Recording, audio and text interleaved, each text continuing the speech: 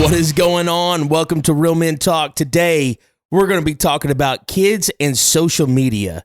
We're going to be talking about how kids are being ran by social media and what we are to do as parents, as leaders, as godly influences on our children, and what we're supposed to do. Let's get with it on Real Men Talk.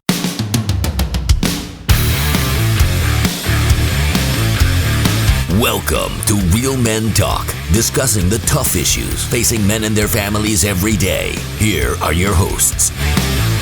What is going on? All right, so don't get me started.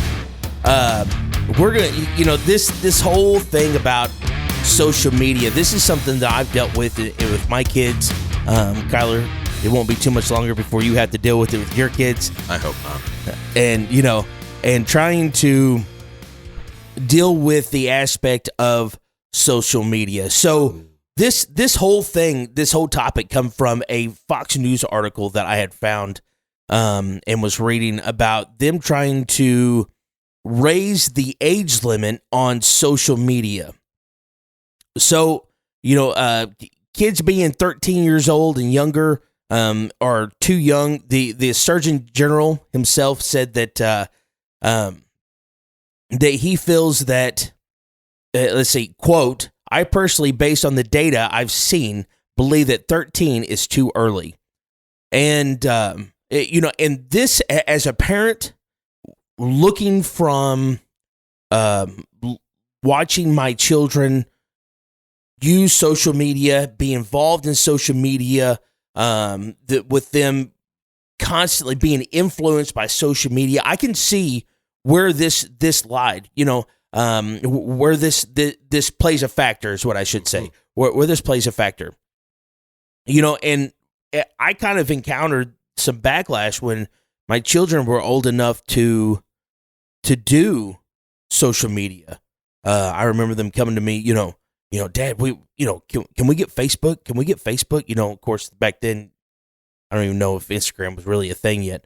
But can we get Facebook? And I told them this. I said, you cannot get Facebook until you're old enough that you don't have to lie about your age.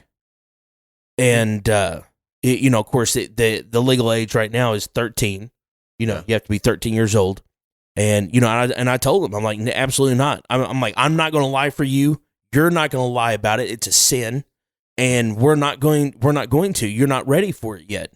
And, of course, we had a little bit of backlash and different things like that. But I believe that we've reaped the consequences, as far as investing eternally in those decisions about social media. Yeah. Well, think back. Think back to MySpace. Before Facebook, go back before. I lied about my age when I started. I was like, everybody else is doing it, so it's fine to do.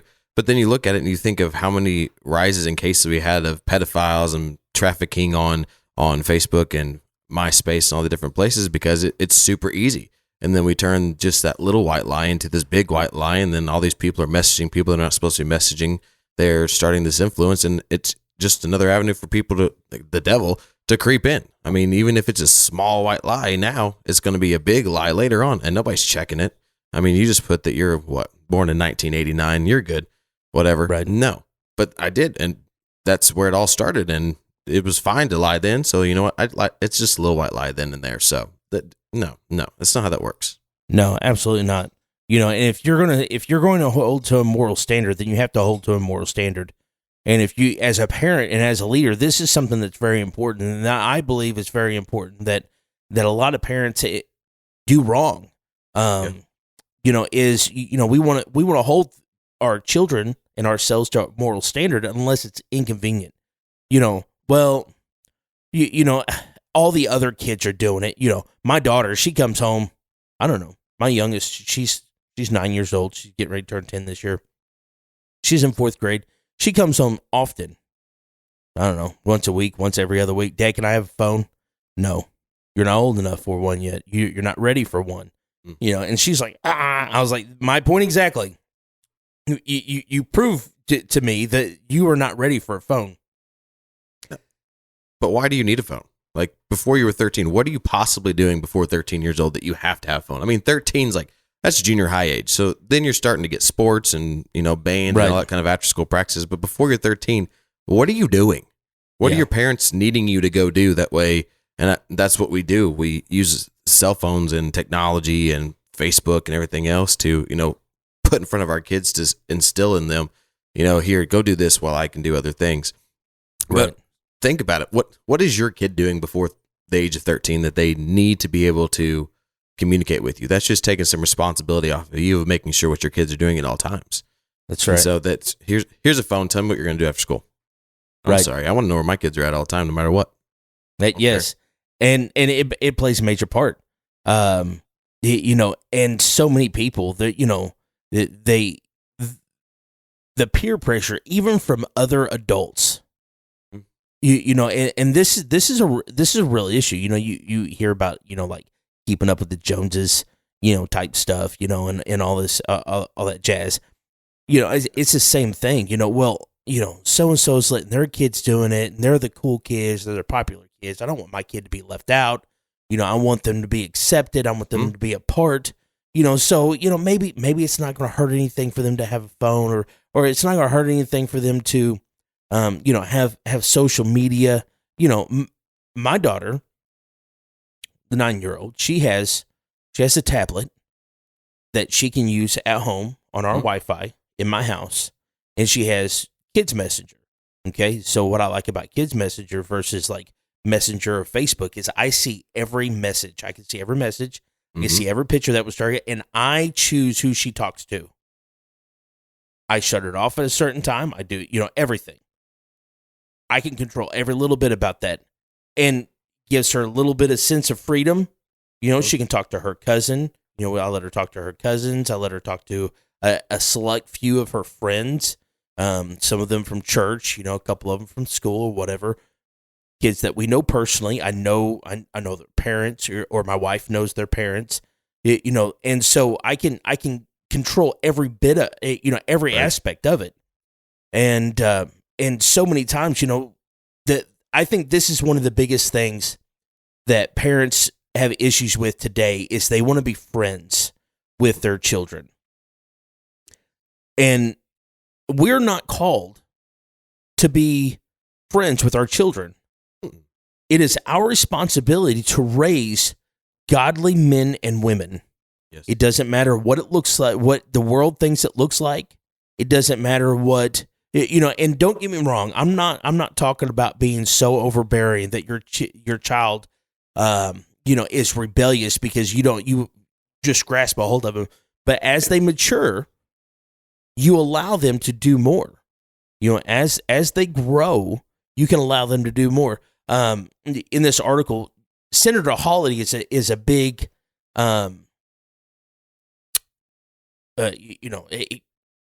advocate for this. He thinks that, and he's here from Missouri. He's a Republican from Missouri.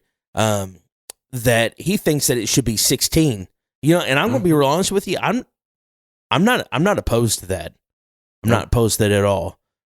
Especially when we're seeing the effect of what the mental health aspect of social media has done to our children. People want to talk about suicide. People want to talk about this whole transgenderism movement and stuff. These algorithms that kids are seeing on things like TikTok. Yep. I my oldest daughter, she's 13 years old. She still doesn't have TikTok. And it is what it is. I'm not going to apologize for it. My job is to protect her at all moments. My job is to protect my children at all moments. And that means sometimes making the hard decision that they don't necessarily like. But she's not ready. She's still vulnerable.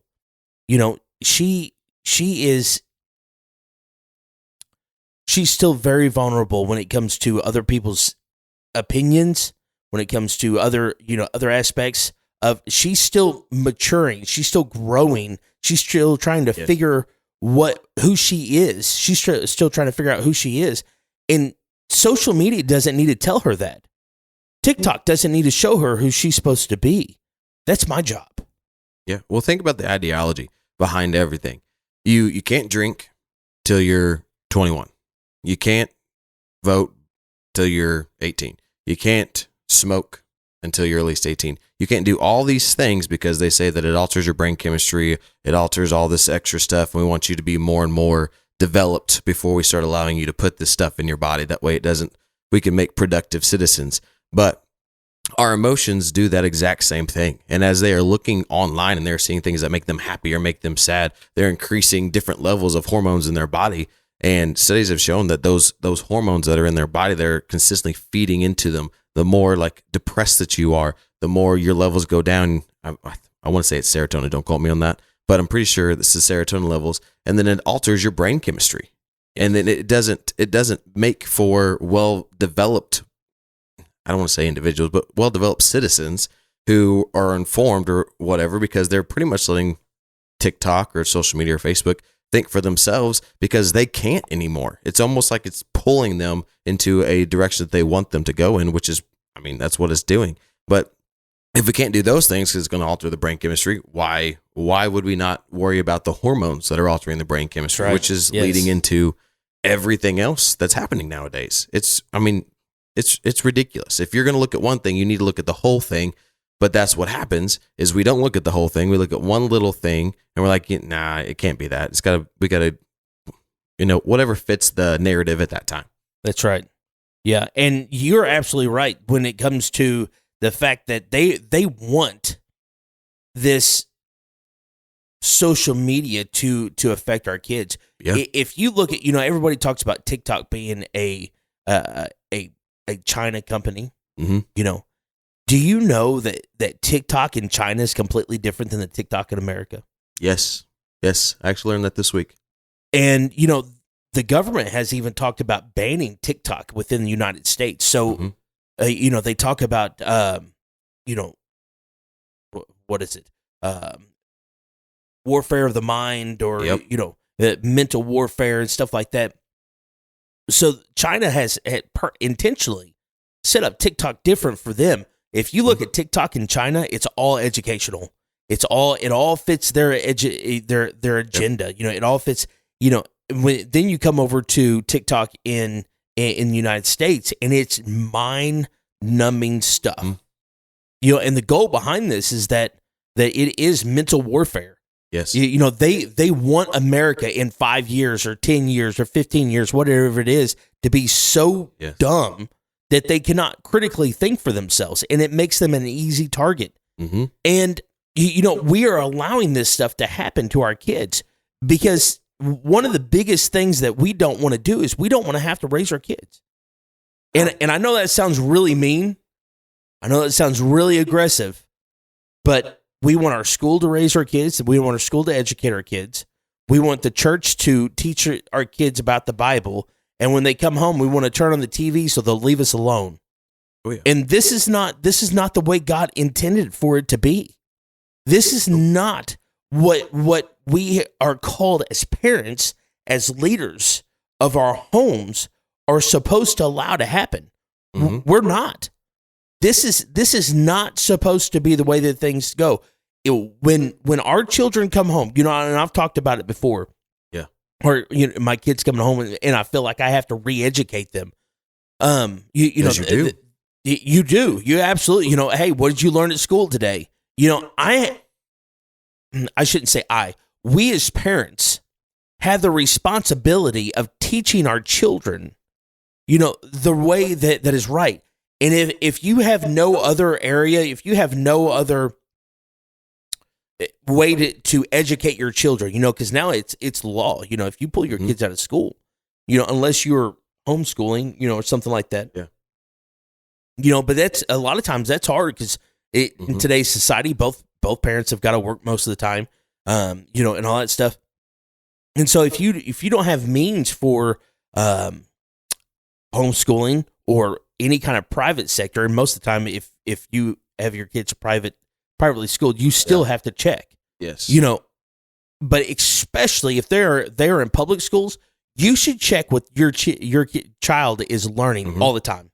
Right. Well, as a public school teacher, I mean, I vouch for that because we have to teach what the state tells us to teach. We can't we can't go from that because there's state testing that we have to follow. So whatever it says, and I teach, luckily I just get to teach earth science, so I don't have to worry about teaching evolution or any of that kind of stuff. We talk about like Pangea and the supercontinent and all that kind of stuff, but we don't have to go in depth with it. But going back to what you were saying about parents being parents, you can't imagine how many phone calls I make, and the parents, and I'm telling them about their kids' behavior and all this other stuff, and they're like, I just don't know what to do.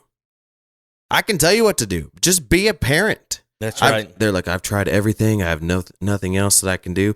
I want you to discipline your kid because your kid learned this behavior from somebody. Your kids are watching you. They are watching your every single move.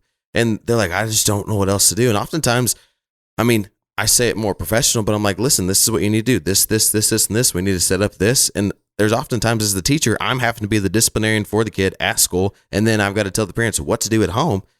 And it's not the best. I'm doing more jobs than I'm supposed to. And we as parents, you should be teaching them how to behave at home instead of sending them to the school and let the school do it for you. And I'm not saying that's every case, but a lot of the times it is. They want the teachers end up being the role model, the disciplinarian, the everything else that they're trying to be. And it's hard for us. We can't do all the jobs, but then we send them home and then everything that we do is undone. And it's got to start at the home. Fathers have to teach their kids what to do. Respect adults. Yes, sir. No, ma'am. You got to teach them exactly what they need to do at home. And it's got to start there. And then it carries over into everything else. And that's where we're failing them because we're letting social media tell us. My wife was watching a video. I think it was on TikTok. I don't know if it was on TikTok or not, but it was this man who showed up at this lady's house because she didn't know what to do with her 8-year-old kid. She was screaming. She had just told her she couldn't have something.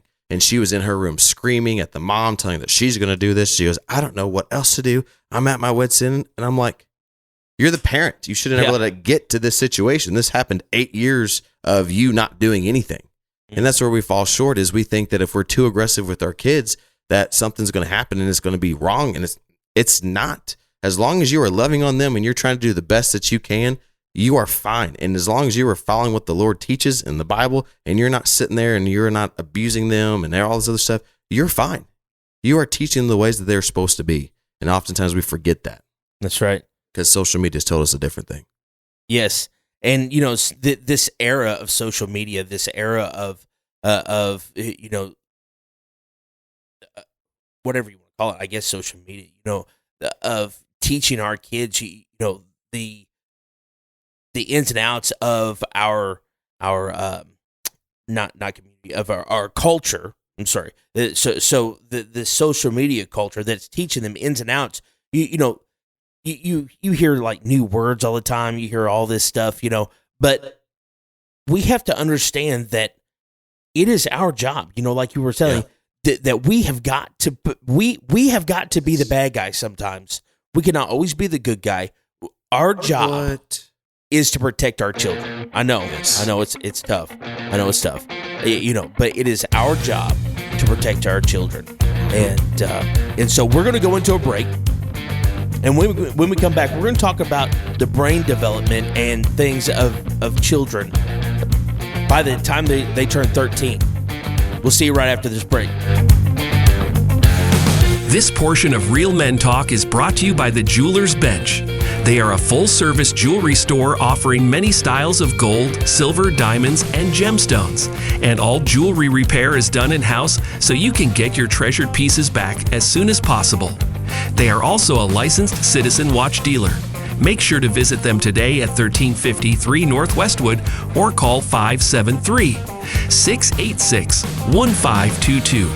Call or stop in and thank them for bringing you Real Men Talk.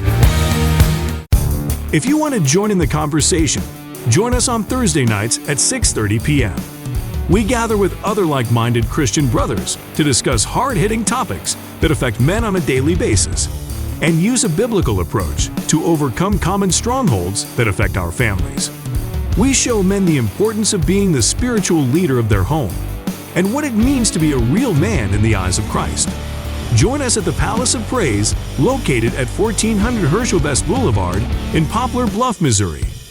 We meet in room 400 every Thursday. Come be a part of the discussion.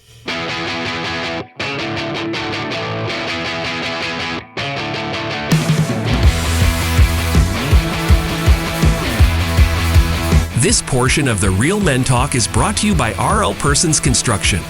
For over 29 years, they have been a regional leader completing projects that include private, municipal, state, and federal agencies of all types. From mass grading, utilities, concrete of all types, to buildings both conventional and pre-engineered steel. You can expect excellence in all aspects of their finished work. Contact them today at 573-686-1323 and let them know you appreciate them bringing you Real Men Talk.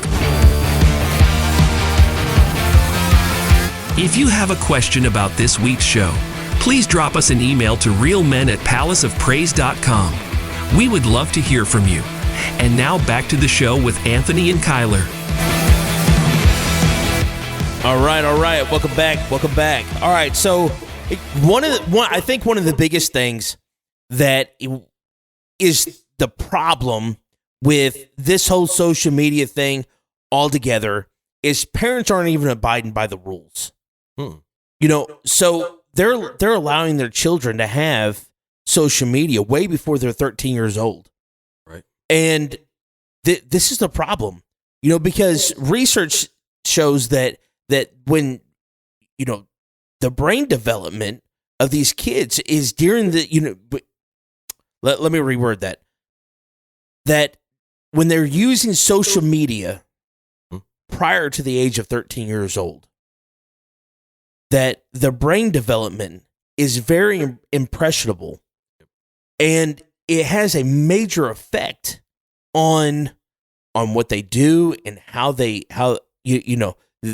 development as a kid, and it's very dangerous. And we have to understand that our children, and I know we said this before, our children are our number one ministry.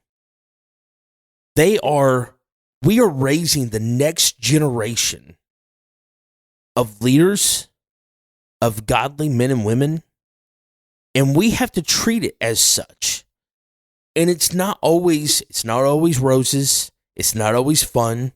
It's not always, sometimes it's hard. Sometimes you have to make decisions that you really don't want to. Sometimes you hate to see the factor. I tell you one thing that happened.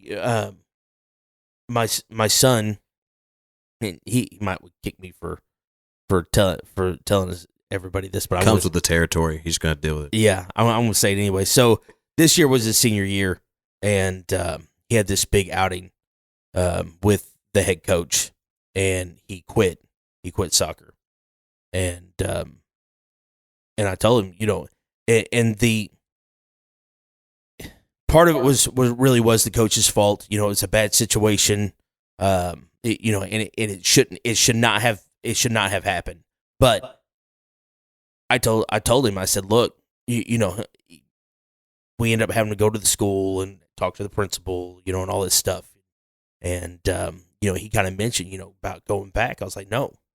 I was like, I trust your decision, but you made a decision. You're gonna be a man about it. And I tell you what, that was one of the hardest decisions that I made, because it was a senior year. He wanted to play soccer. And I told him, I'm like, dude, look, it doesn't matter what you do. You're going to look like a punk if you go back.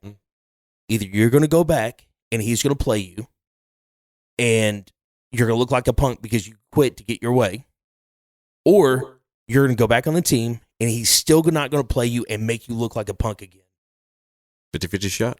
And there's no win there. There's no win. And that was a tough decision. But as a parent at that stage in his life, it's more important for me to teach him to be a man than it is to give him what he wants. Yep. And I did not enjoy that decision. I don't enjoy telling my 9-year-old daughter every week that she cannot have a phone. She's not ready for a phone.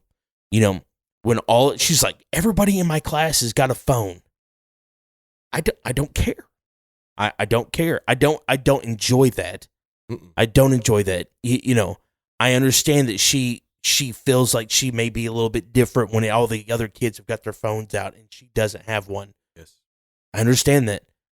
But as a parent, it's not about what she wants. It's not about how she feels around her other peers. It does. Yes. I don't want to make it sound like it doesn't at all, but it is about teaching her the responsibility and looking after her as a young woman. Well, it's shaping her ideas. I mean, you're not only teaching them that once you make a decision, like that's the decision you need to stick with, it's teaching them to have a belief system. Because with social media, we change our beliefs. In this article that I was reading, how Facebook's algorithm works is that it pretty much, especially in kids under 13, I hate to say that, but it shapes their interests. It shapes what they're doing. And you are setting a boundary. You are setting that standard that you are going to be the one that teaches them what is right and what is wrong. When we allow our children before, and when we say social media, that doesn't just mean Facebook. I mean, we're talking about Facebook, Instagram, Twitter, YouTube, Google anymore, because you can do anything on Google, but you are allowing their belief system to be changed and shaped based upon algorithms. Yes. And a lot of those algorithms can be paid for. Yes. I mean, people can pay for any type of advertisements to show up and like, oh, that's okay. Or all these different things. And that's what's shaping them. That's what and you're teaching your kids right now at this point in time, because they're impressionable when they're young. When they get out of the house and they're making their own rules, you only have, and you think about it, 18 years to make an impression on your kid for some. Yes. Because I graduated and I was 17. So my parents only had 17 years. And then you think about their first 3 years. Okay. So you've got 3 years that you've already taken from them, because you don't start making any long-term memories usually until about the age of 3. Mm-hmm. And then you start forming those. And so take those 3 years away. So you got 14 years, 15 years, depending on what age you graduate. So you've got 15 years to try to make an impression on your kid. And either you're going to fight social media, or you're going to teach them the path that they should take, because you're going to stand your ground, you're going to stand firm, and you are going to choose. My mother-in-law now, so when me and my wife were dating, she helped set the standards for our relationship.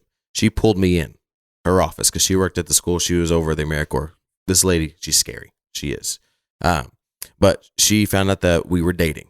And so my freshman year, and I hope she doesn't hate me for telling the story, but my freshman year, she pulled me into her car and she handed me a bag of Hershey's Kisses. And she said, "These are the only kisses you're allowed to give my daughter. For right now, great. you can give her side hugs." And that's it. We could side hug. And that's all we could do. And you're talking to this 14-year-old boy. And I'm like, I can't, what? This right here? I'm like, what happens when I run out of this bag? Like, do we get to move up? Yes. No. Like, what happens? And so, but each year I got to do more and I progressed. But she still stood firm in her faith. Mm-hmm. It didn't matter what everybody else was doing. She set that limit. And then by senior year, this was 4 years later, we could do side hug. We could do the full on hug. I could do a kiss on the cheek. And then I finally got to kiss her senior year. I had to wait 4 years to kiss her. Oh my By goodness. senior year. But it Was made she worth me, it? yeah. I mean, I married her now. So I'm just saying. So from 8th grade year on, it slowly progressed. But she stood firm. She didn't let anybody tell her any differently. It did not matter, because she was teaching me to respect her daughter and to respect the boundaries that she set forth. And social media, if you looked on social media, that would be absurd. Yeah. What are you talking about? You're setting standards for a relationship. We shouldn't set standards. We should let them, experiment and, figure out what works best for them, because there's not a one size fits all. No, she just taught me to have respect for another person. Mm-hmm. And a lot of times with social media and the danger, it's breaking down our ability to think for ourselves. It's telling us how to think. It's telling us what to do. And it brings us back to the point you made earlier that, TikTok wasn't meant for the younger age group. That's right. what it was never meant for. It was meant to be for, an older generation, 18 plus, I think is what they said on one of the interviews I was watching. But in America, we want it to be everybody should be able to have it. We want everybody to have access to it, because we're, all about equity and everybody should have access to everything, which in some cases that's true. But when you're coming and you're shaping minds of young kids, you don't need them to have access to everything. The parents are the access, and through them is how they're going to develop their belief systems. And that's where we've I don't know, not hit the mark. We're below the bar. Absolutely. and you see when it comes to social media, these people understand that the enemy has a game plan. We talked about investing internally last week and how Satan is investing internally in our children. You look at some of these schools that are implementing social media education, media literacy education. Let's see, who's this?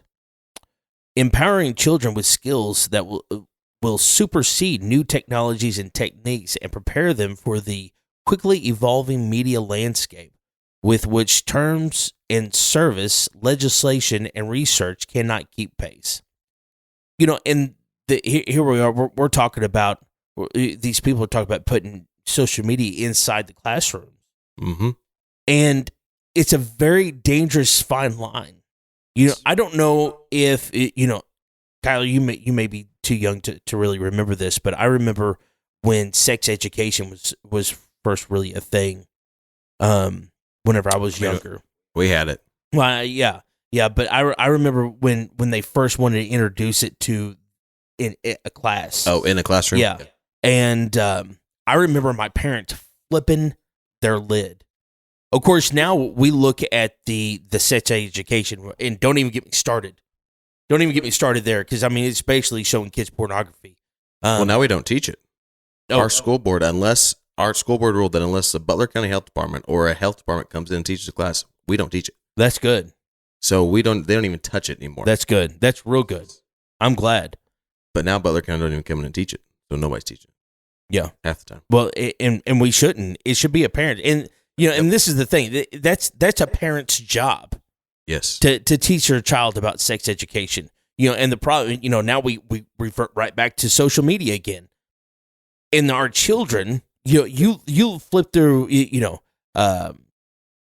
anything. I was flipping through Marketplace the other day looking for stuff. Just the ads in Marketplace. I was like, what? Why is this even on my feed? Like, I have no idea. And I was mind boggled. And I'm like, what? Why? What if my child was on here? You know what I mean? Right. But what are my children seeing on Facebook? They're seeing whatever they want them to see. And I'm like, what is going on here? And you can't. All social media revolves around sexualizing people. I mean, really, I shouldn't just say social media, because it's not just social media. It is our culture. Yes, our culture is infatuated. With sexualizing people. Well, it goes back to the sex sells. I mean, that's what you look at anything, and that's what they've come down to. I was going through Bass Pro in Springfield, Missouri, and they have all of their like old catalogs and brochures and everything. And they got this big timeline museum upstairs, and one of the magazines on the very, very front was a picture of a guy, and then behind it was a topless girl. And I'm like, why is that on a fishing magazine? Right. Like, what's the whole purpose of this? Yeah. But it does. Sex sells, and sex is what draws people in, and that's what they capitalize on. And it's something that they shouldn't, because that's it's an intimate topic, and that's what it's supposed to be. It's supposed to be a whole. I don't even know how to put it, but God made it for a reason. He made it to be an intimate time between a man and a woman where they can be connected as one. Right. And we have made it to where it's no longer one-on-one. It's no longer a relationship. It's whatever we can use it for. Yes. And you'll probably hear this again. I was listening to a podcast the other day, Cooper Stuff, and he was talking with his daughter Alex, and she's in college now, right? Yeah. And so she went to a couple years of Bible college or whatever. Now she's going to this other college, and so he was asking her, about, hey, what are some things that you've encountered? What are some things that you're seeing, and stuff like that. And she's an English major, is what she had said. And they were in this class, and the teacher asked what's the definition of love, right? So she said it took a while for this class to really answer, but they come up with their definition of love, right? And so the next question that the teacher asked was, well, if adultery is done out of love, is it okay? And so you see where an impressionable student, you're like, my entire world is shook, right. And this is happening inside social media at a very young age. Yep. My parents say that sex is bad. My parents say this. My parents say, we should do this and we're supposed to do this. And then they're getting bombarded by social media telling them that this is, your parents are stupid. Yeah. That you shouldn't really listen to them. And even now you have, you look at places like I can't even say California and New York anymore, because even in places, even a girl, which we've talked about this before, a girl can go get an abortion from Missouri if she wants to travel to another state and not have to tell her parents. So now we've taken that, we've inserted that parents have no authority at all anymore. No, they don't have any authority. It's whatever. I'm not even going to get on that rant, but I hate to think and say this, but we've almost allowed it to happen. We've almost allowed them to have whatever control they want to, because we are slowly giving up control of everything. We are slowly just allowing the government and people, our lawmakers and legislation and everything else, whoever's got the loudest voice wins. Right. And we as Christians, we don't want to have the loudest voice. There was a guy that I was listening to the other day. He was like, sometimes we as Christians, we just need to be silent, and we fight the battle in silence. I'm like, no. Yeah, absolutely not. Who is going to fight a battle silently? Yeah. I mean, like, there was back in we're talking like years and years and hundreds of years ago, they literally had a war cry. Yeah. And when they went into battle, yes. They weren't silent. They weren't going to try. I mean, yes, they had tactical efforts that took them by surprise, yada, yada, yada. But there's a time and a place for us to, wait it out. And God, with discernment, he's going to tell us when to do that. But now is not the time to be silent on any of those measures. No, it's not. And, silence allows evil to take hold. And I'm going to be real honest with you. The whole reason that America is in the shape that it's in now is because the men of the church have been silent for far too long.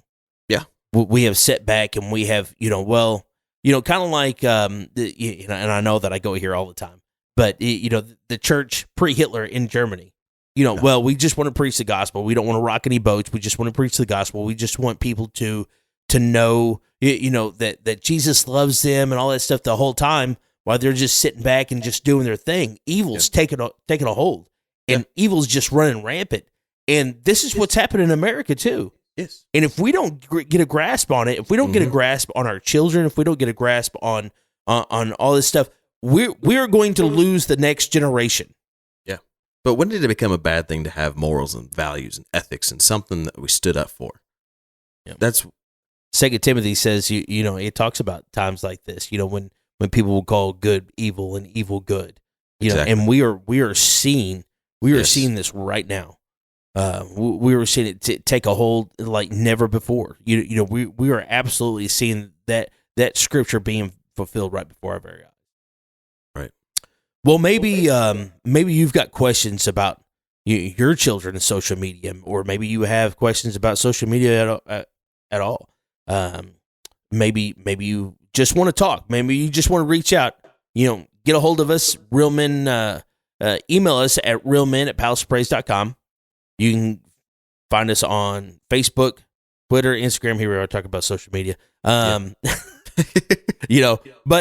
we're adults. And so you can reach out to us on there. We would love to hear from you. We would love to talk to you. Let us know what you think. Good, bad, ugly. Let us know what you think. If you like it, share it with other people. If you know people who have children that are struggling with this, send it to them. And know that even though some of the statements in here may have been harsh, we love you, and we only want what's best for this next generation. And hopefully you can learn. If you're struggling, you can find an avenue to help you combat the social media outbreak against our children. Let's enter in prayer. Holy Spirit, teach us to be leaders of our homes, of our communities, and of our churches. And teach us to be godly, courageous people. In Jesus' name, amen. You've been listening to Real Men Talk, brought to you by Palace of Praise Church in Poplar Bluff, Missouri. If you would like to get in touch with us, shoot us an email, realmen@palaceofpraise.com, or visit our website at palaceofpraise.com. If you're a man age 16 and up and would like to be a part of the conversation, join us at the Palace of Praise every Thursday night at 6:30 p.m. If you don't have a home church, consider joining us for worship on Sundays at 10:30 a.m. and 6 p.m. Palace of Praise is located at 1400 Herschel Best Boulevard in Poplar Bluff, Missouri. New episodes of Real Men Talk drop every Thursday at 5 p.m. You can find us at iTunes, Google Play, Spotify, Anchor.fm, Amazon, and more. Real Men Talk is a production of Palace Media Service. Real Men Talk has been brought to you this week by RLP Construction in Poplar Bluff, Missouri. For commercial contracting of all types, see RLP Construction today. And by the Jeweler's Bench in Poplar Bluff. They are your one-stop shop for all your fine jewelry needs. They also do in-house repair and are your Citizen Watch dealer. Make sure to thank our sponsors for bringing you Real Men Talk.